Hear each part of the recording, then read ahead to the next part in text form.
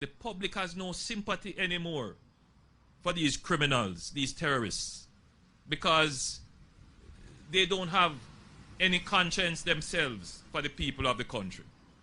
More and more, the country is becoming hardened against the criminals.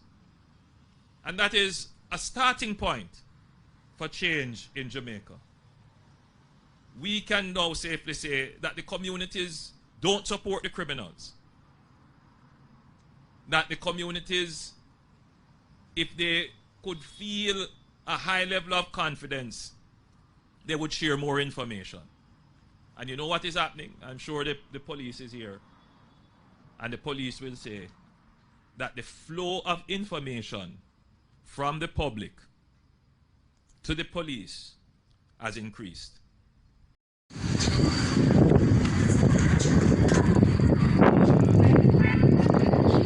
Not talk about domestic cause of death. On the sit down yourself. And now do nothing till somebody gets stabbed and dead out there. Yeah man, I'm not going to sit down and talk. Yeah man. Yeah man. I'm not going to sit down and talk. Solve. What do you mean so much people? What do you mean so much people? And this is the domestic thing with the people I'm talking about. And the sit down at the zoos of them and sit things out. Now they nah do nothing. One of they are do. Sister.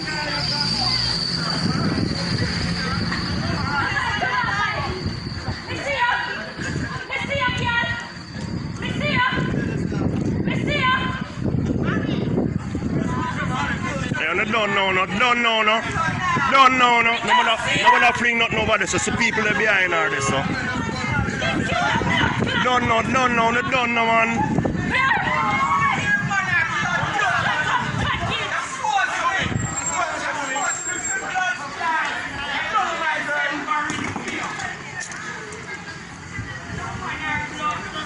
So them sit down over there so till somebody gets stabbed and dead.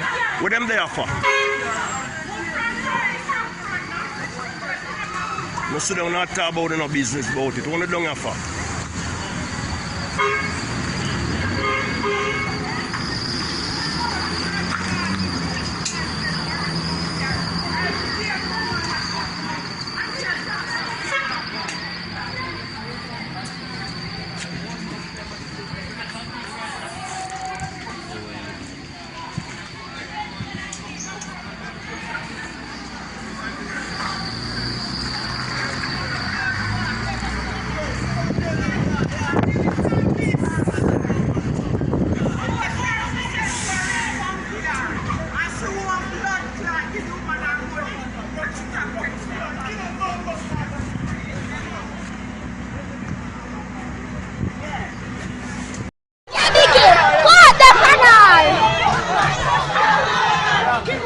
Soldier in a place and it's a gun. A soldier there, him a soldier and war a go in a place and soldier there. All them slackness here. This anti-wall is a keep up. This anti-wall is a keep up. War a go on. This anti-wall is a keep up. This anti-wall is a keep up, brother. Hey, yo! Hey!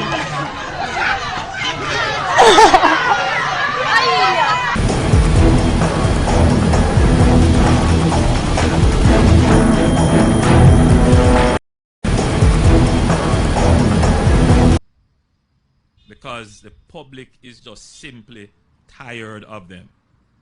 These are not poor youths trying to survive. No. These are terrorists who are well-funded. Well-funded enough that they have enough money to buy M16s.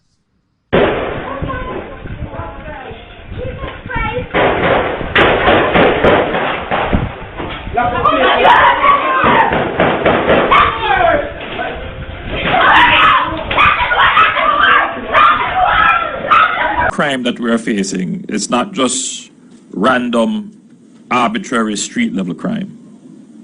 There is intelligence behind criminality in Jamaica, meaning that there are criminals who sit down and plan and organize.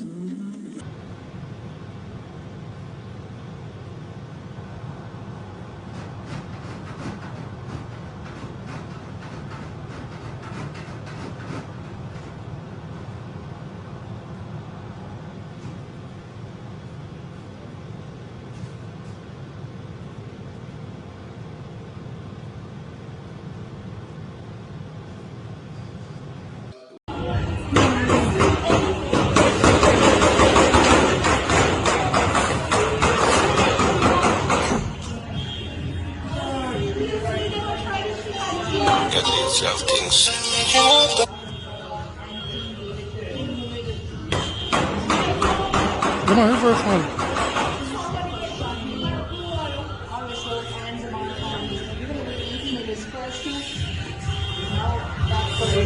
Get up! Get up, I'm going to leave, come on! Get shot! Oh my God! Drive!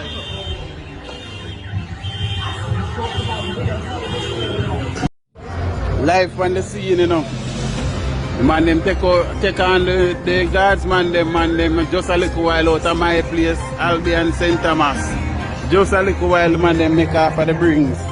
Low M16, low 9mm, low knockings just a little while again out of my size.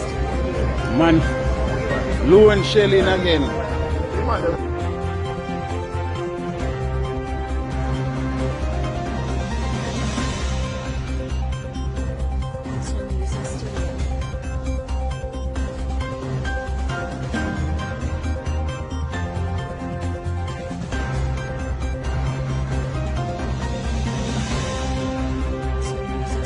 Whenever there are criticisms leveled at the government strategy, the alternative is to say, we need more police, we need more soldiers, we need more boots on the ground. There has never been more boots on the ground in law enforcement in Jamaica than there is today. Never. This administration has done it.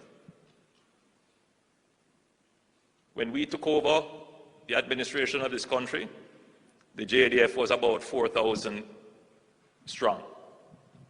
Today, the JDF is close to 8, and the objective is to get it up to about 10. We have expanded the manpower of law enforcement. What I'm particularly proud of on the Plan Secure Jamaica is the improvements that have been done to the infrastructure. Now, the JDF, I'm not going to say too much on the JDF. They have gotten their fair share.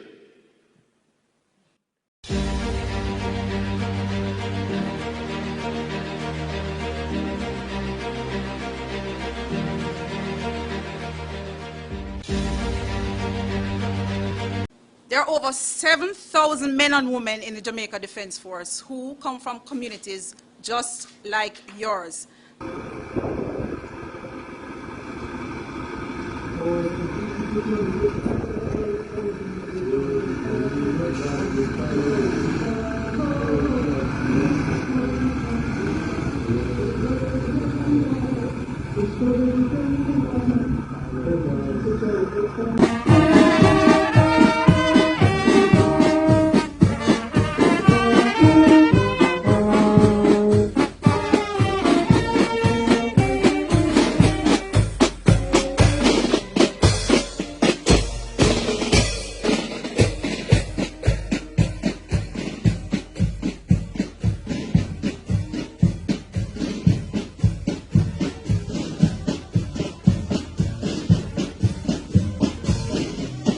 Crime that we are facing is not just random, arbitrary street-level crime.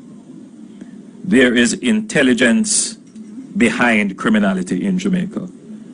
There are over 7,000 men and women in the Jamaica Defence Force who come from communities just like yours.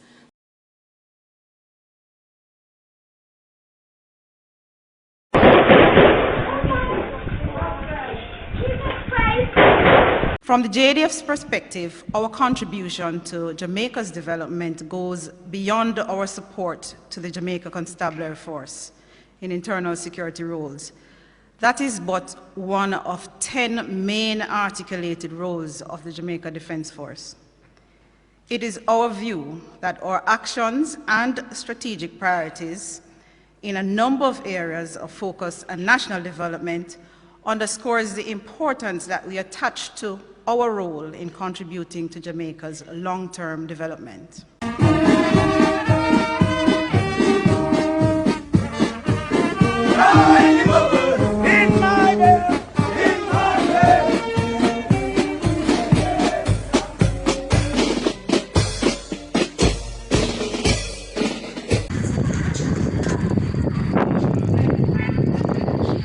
Not talk about domestic cause of death On the sit down here, so.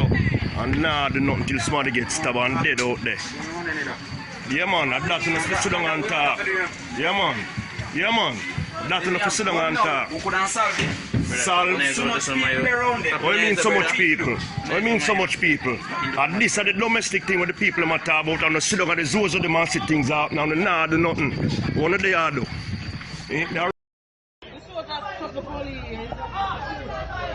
Soldier and police are fight. Soldier and police are fight. This is a video. Watch ya!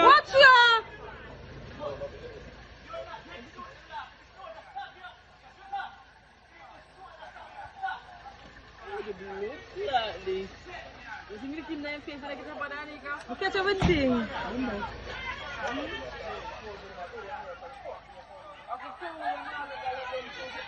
Yes, sir! Yes, sir! Good. You're not excuse the law. If the soldier stop you, you stop. If the soldier stop you, you stop. You say, if the soldier stop you, you stop, sir. You don't come and move the barrier.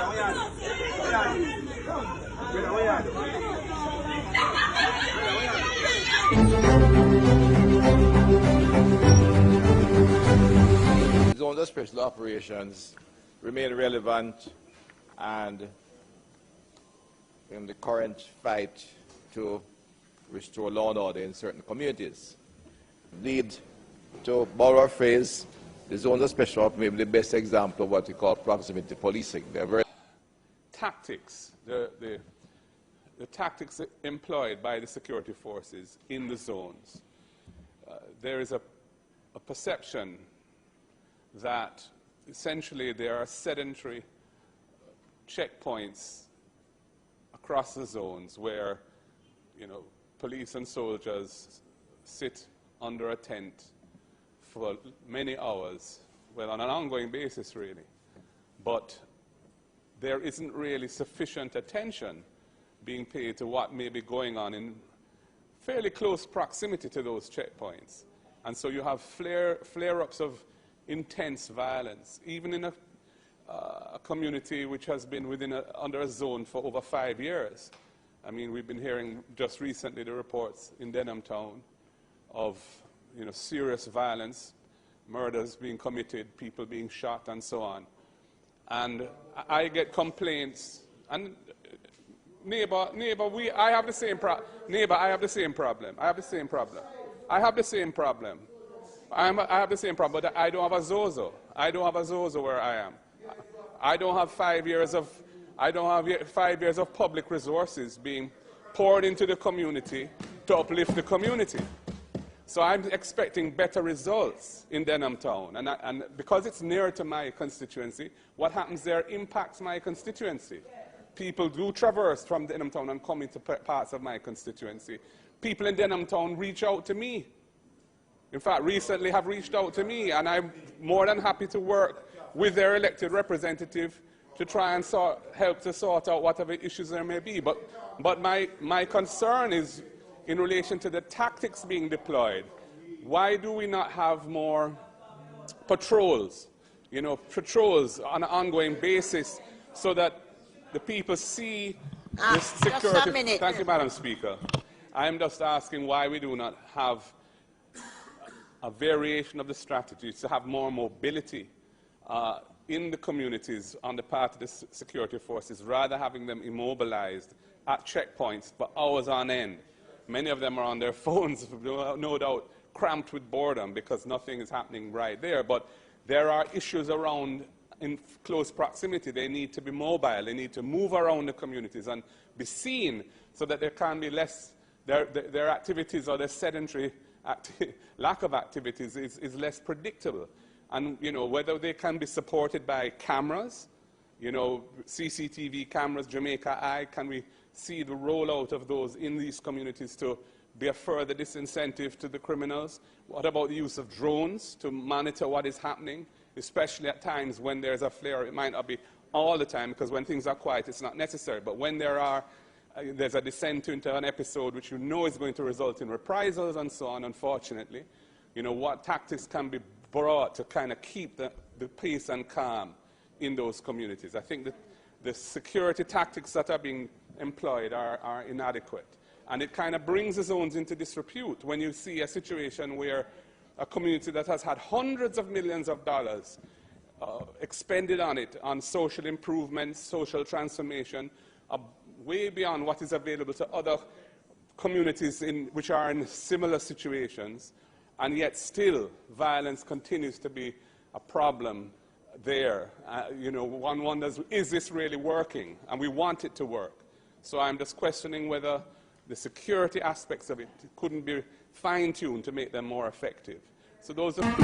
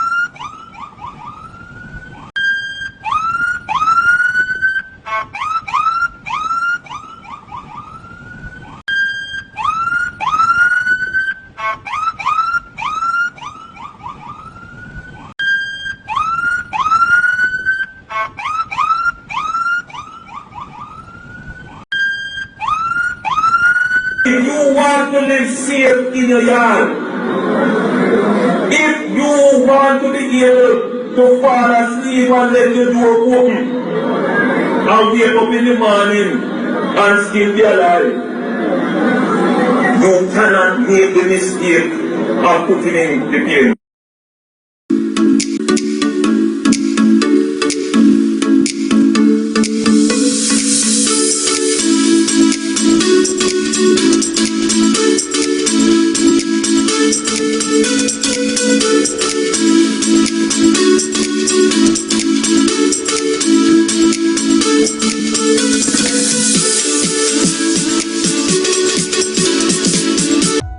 I attended the Mona School of Business and Management in 2011, where I did a Master's in National Security and Strategic Studies. I found the program to be very useful in the execution of my duties and my daily life, as it exposed me to a way of thinking about matters that affect our national security. So the Labour Party makes another commitment to you.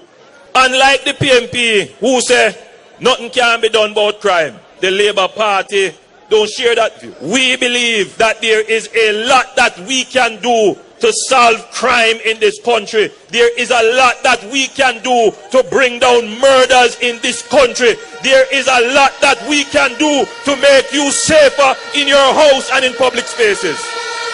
The Commissioner said the police intend to roll out an island-wide plan to help keep crime low. The Commissioner announced this in an interview with our news team as he toured several divisions in the corporate area on Friday. Kirkwright spoke with Major General Antony Anderson at the Kingston Central Police and has this report.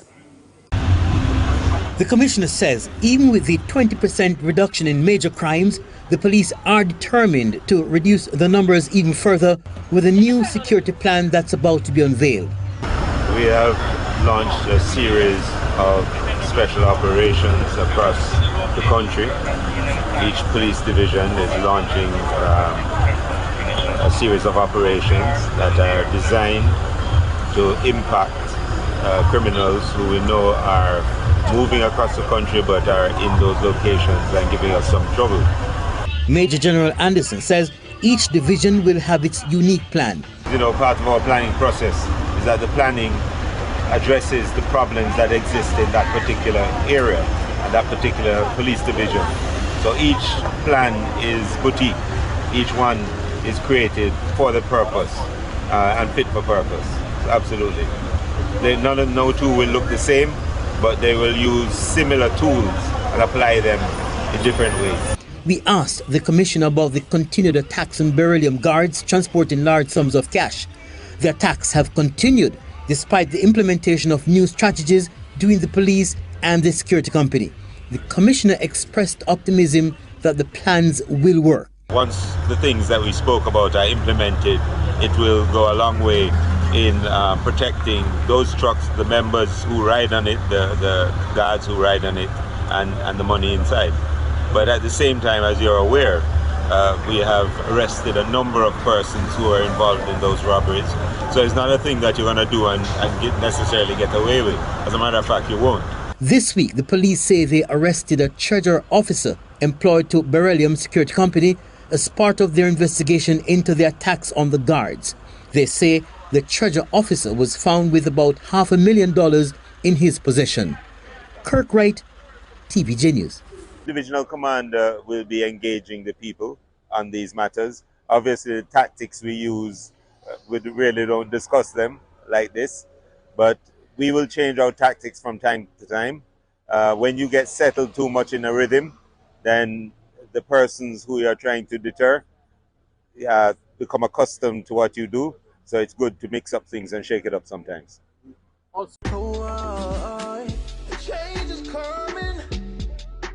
Change gon' come, the change is welcome, and where hope comes from, the change is everything you want, cause if it never changes, then the sun never comes,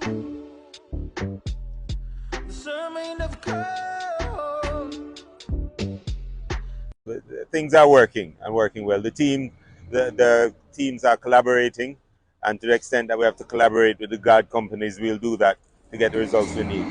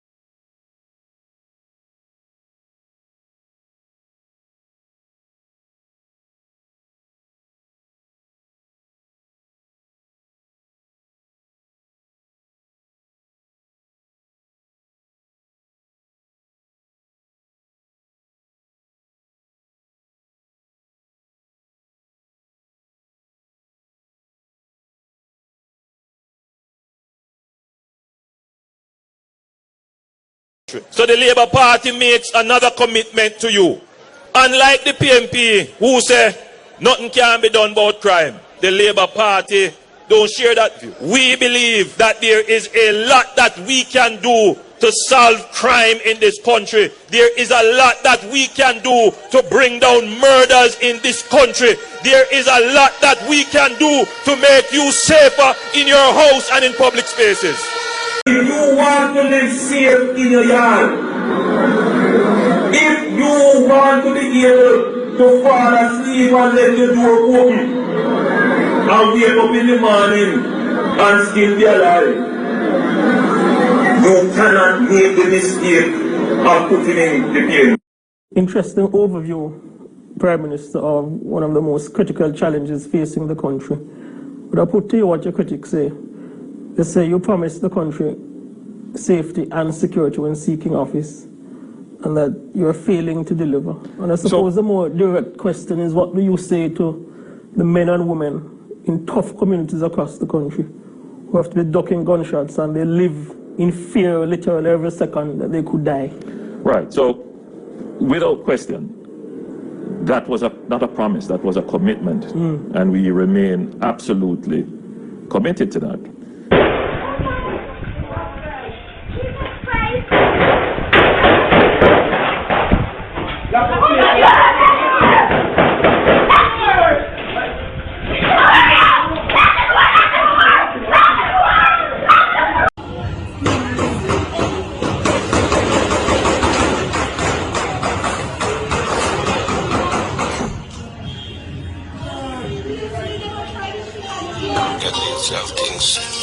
Of crime that we are facing, it's not just random, arbitrary street-level crime. There is intelligence behind criminality in Jamaica.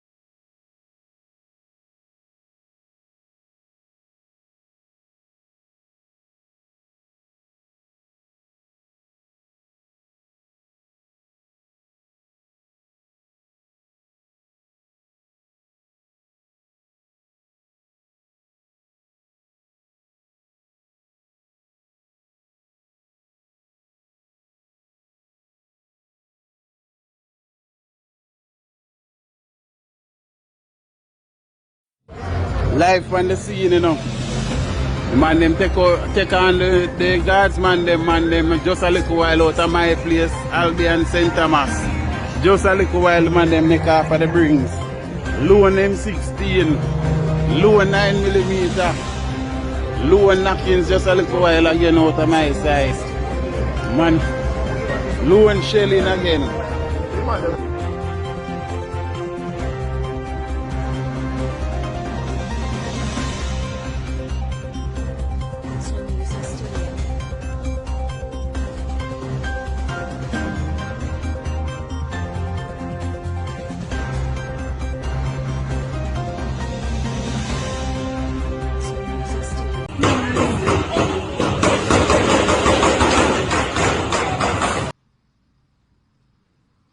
It is said by our intelligence reports that some of these high-powered weapons are in the region of 500,000 to 800,000.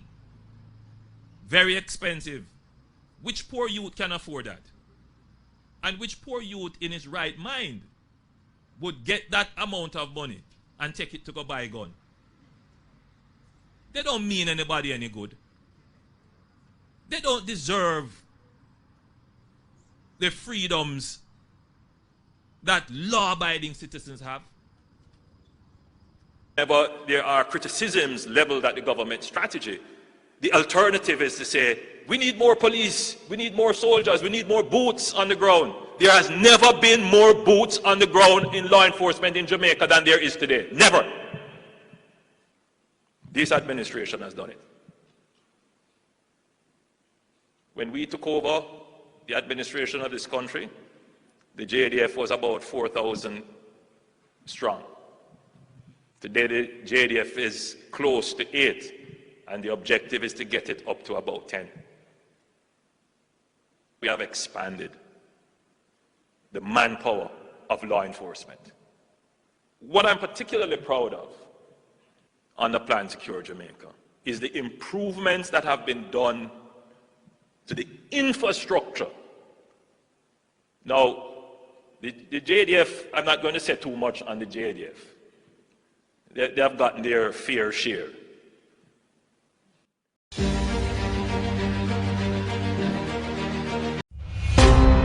In times of conflict, when Jamaica's future is threatened, Jamaica's last line of defense remains the Jamaica Defense Force.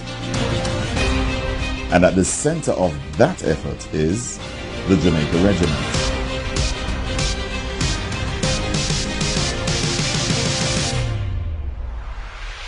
The Jamaica Regiment is the Jamaica Defense Force's regular force infantry formation with an operational headquarters in command of 4 active battalions.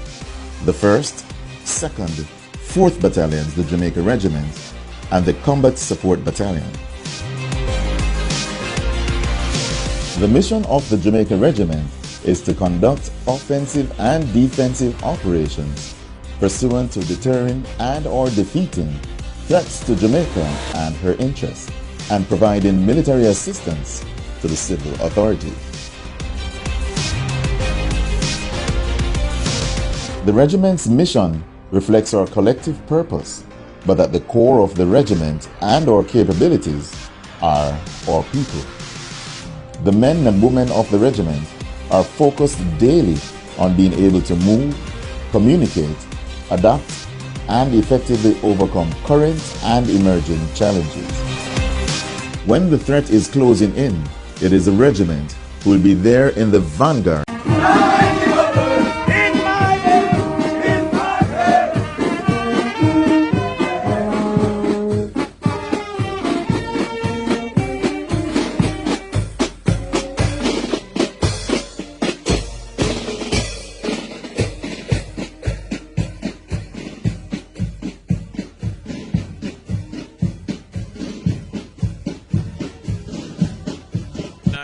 Whilst I understand the call, I also want to remind our citizenry that we are always good and sympathetic people who understand the issues.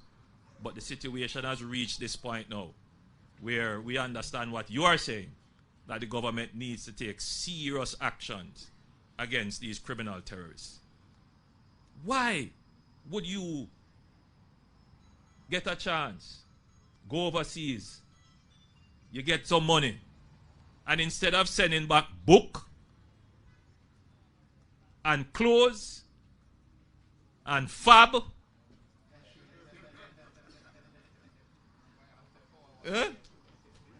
and cereal and rice, as they used to pack barrel and send, why would you now put in the detergent bucket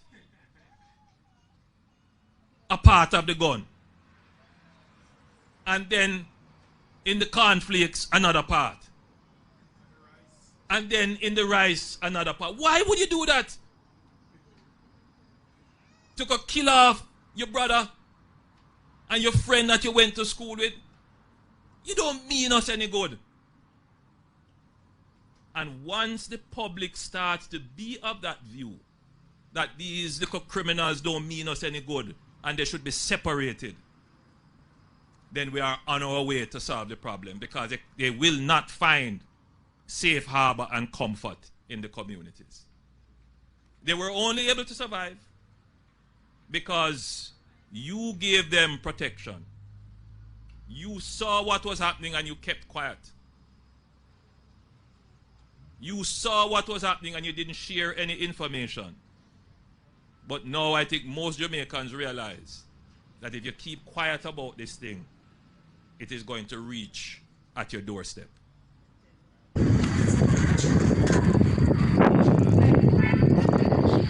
Now talk about domestic cause of death. On the sit down here so. And now do nothing till somebody gets stabbed and dead out there. Yeah man, that's enough to sit down and talk. Yeah man. Yeah man. That's enough to sit down and talk. Solve so much people around it. What do you mean so much people? What do you mean so much people? And this is the domestic thing where the people are talk about, and the sit down and the zoos of the man sit things out now. Nah do nothing. One of they are do. So I said to the residents of Central Kingston, you have a role to play. Tell us the police force has improved dramatically in the last 10 years. Dramatically. Significant improvements have been made. Yes, there is always the concern about confidentiality and some police officers being compromised. But there are now secure channels, very secure channels, by which you can share information. You don't have to rely on your local station. There are private, very private and confidential hotlines and tip lines that you can call and give information.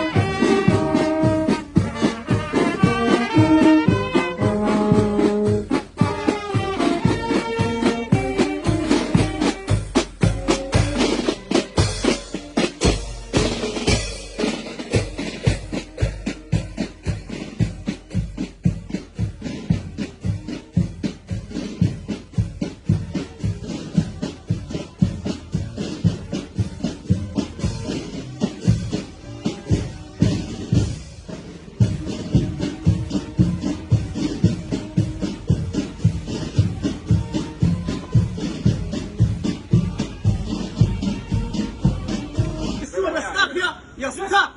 If the soldier stop, you stop.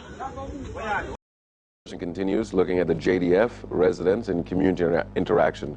Still with us, retired Rear Admiral Hadley Lewin and Intercom Commissioner Hugh Faulkner.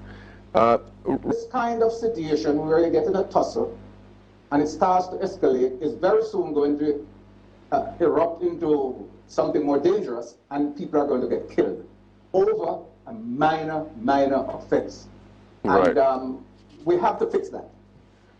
So, Commissioner, are we calling on the JDF to do too much policing work?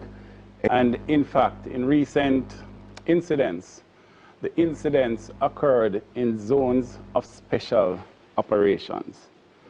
Now, the zones of special operations are governed by the Law Reform, Zones of Special Operations, Special Security and Community Development Measures Act of 2017.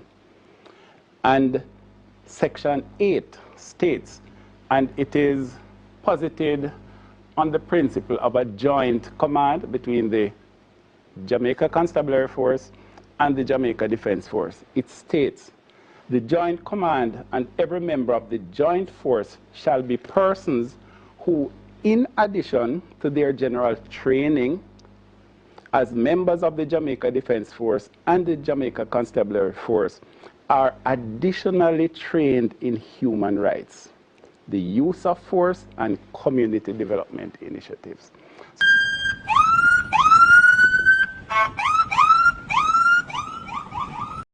It won't stop at inner city people, at poor people, because it's only when it affects a certain geography, a certain area, that it apparently becomes a matter of concern that the state must act.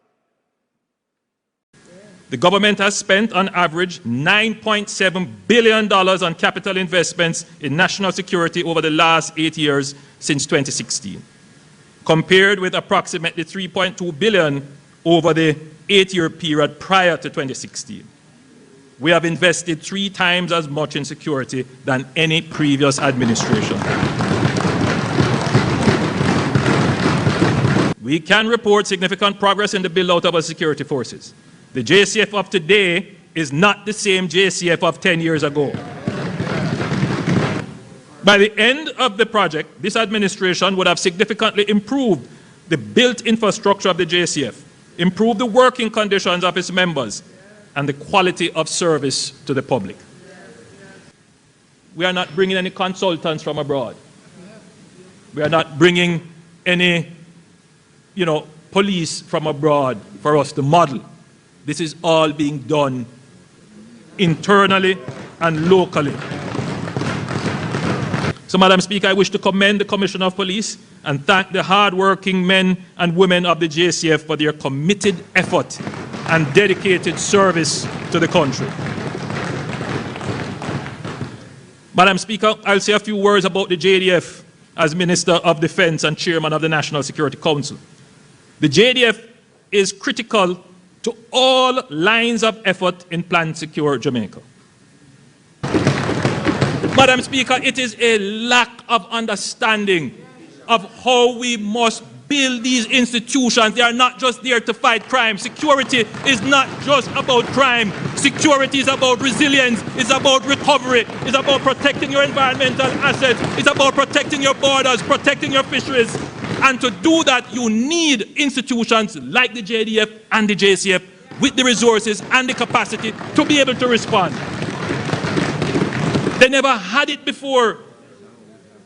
When we took over, they didn't even have 2 good offshore patrol vessels. There was just fishing in our waters and our fishermen can't get anything. All kinds of drugs passing through our waters. Guns coming in.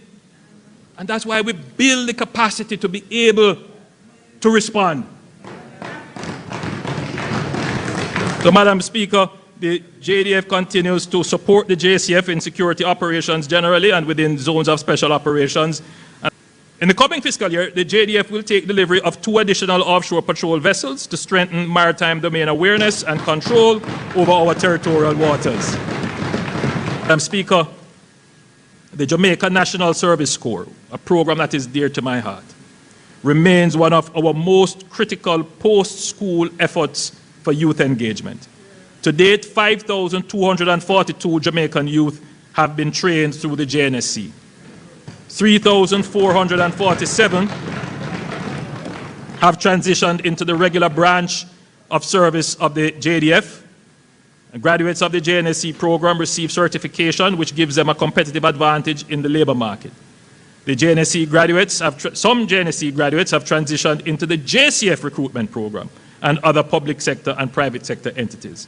In 2022, 491 JNSC applicants or participants successfully completed their one-year training and entered the regular JDF. Currently, there are 1,066 JNSC recruits in varying stages of the program. Madam Speaker, after 6 years of operation, the JNSC is a model that works in creating a pool of skilled and trainable workers in the fields of security, logistics, engineering, vocational trades, and information technology.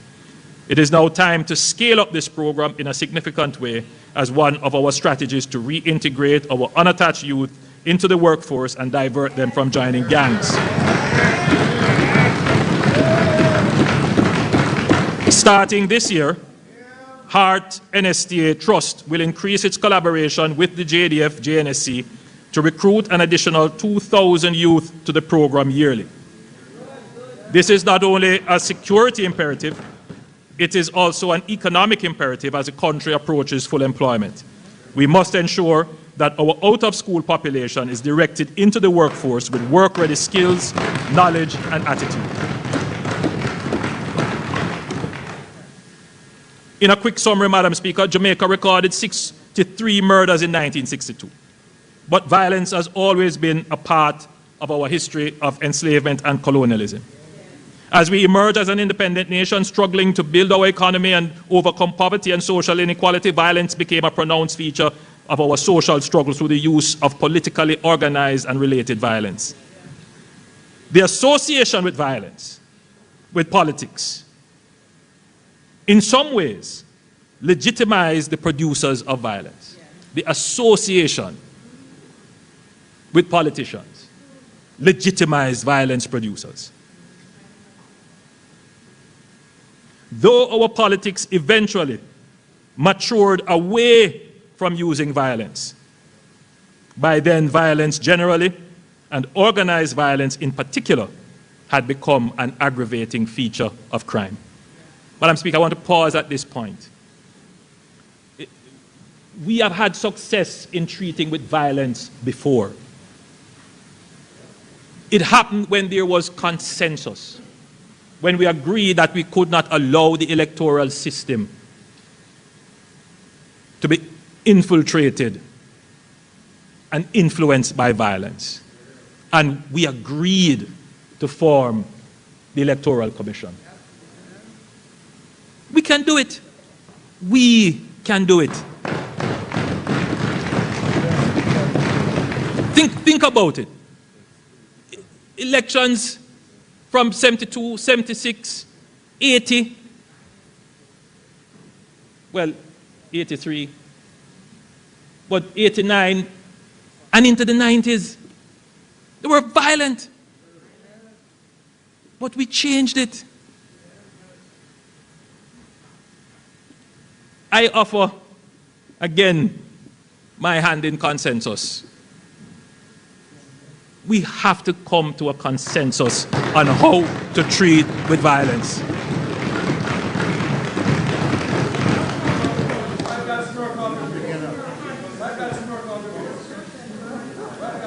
By the 1990s, organized intentional fatal violence, which is gang-related murders mostly, escalated as gangs started to use violence in furtherance of the regional narcotics trade. By 2005, 43 years after independence, when we only had 63 murders, Jamaica recorded its highest murder tally of 1,647. Violence as a social disease and a behavioral problem has become a public health crisis of epidemic proportions. On top of this social context, violence is now a dominant feature of crime, particularly fatal violence organized by gangs in furtherance of their criminal enterprise. Both streams of violence have devastating impact on the quality of life and security of the citizens. However, violence in its organized form, pursuing criminal enterprises, be it drug trade, lottery scamming, extortion, human trafficking, guns trafficking, counterfeit goods, cyber crimes, or turf war, is now at a level where it is a threat to the effective functioning of the state. By any definition, the current situation is not acceptable in a free and democratic country and can only be described as a state of emergency. Madam Speaker, this administration has seen the problem for what it is and has implemented a comprehensive program of policy and legislative reform, institutional building and governance, increased investment in infrastructure and capacity, along with more tactile responses of increased policing and use of emergency powers. What has taken 60 years to manifest will not be corrected overnight, and we understand that it is a process. Just as we overcame violence as a feature of our politics by pursuing electoral reform and building institutions of the ECJ and making the budget allocations to fund it, similarly, I am confident that with the reforms, the institution building and funding that we have dedicated, we will overcome social violence and organized violence and crime. We will restore Jamaica to the peaceful, respectful, loving, civil, and pro-social values we embraced in 1962 as an independent nation. Madam Speaker, I am committed to this. So we're going to do a couple of things. First, we're going to enforce the law, and that is what we're doing. It is not an easy task to communicate this, because there are vested interests who want to turn this into a political issue for their political benefit. There must never be any political compromise about the rule of law. For decades we have been winking and being duplicitous and equivocal about the enforcement of the rule of law. And that is why we are where we are today. My job as your Prime Minister, I've passed the stage of trying to, or needing to win political popularity and favor. Doesn't matter to me anymore. I have to start to think about legacy. What will Jamaica be? Will it be the same as I came and saw it? I can't let Jamaica be the same as I came and saw it.